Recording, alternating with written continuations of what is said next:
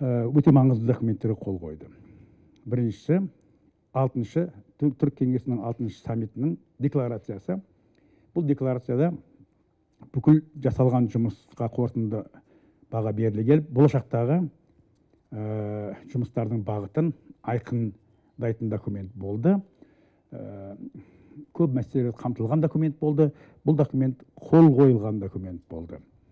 Екінші, көптен бері 4 жыл бұрын, 3 жыл бұрын Алматыда өткен Түрік кеңесінің саммитінде осы елбасылар айтқан ұсынысқа байланысты мынау түрік елдерінің ынтымақтастығының концепциясы, тұжырымдамасы деген документ дайын болды. Сол документке қол қойылды. Концепция сотрудничества тюркоязычных государств.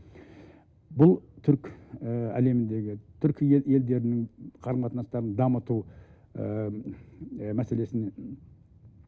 мәселесіне негіз болатын өте маңызды құжат. Ол қағазда бүгін қол қойылды. Сондай-ақ бүгін елбасылары, мемлекет басшылары Түрік кеңесінің жаңа бас хатшысын тағайындау жайлы бұйрыққа да қол қойды. Сол құрметке мен ие болдым бүгін. Ол мен үшін үлкен құрмет, Қазақстан дипломатиясы үшін үлкен құрмет.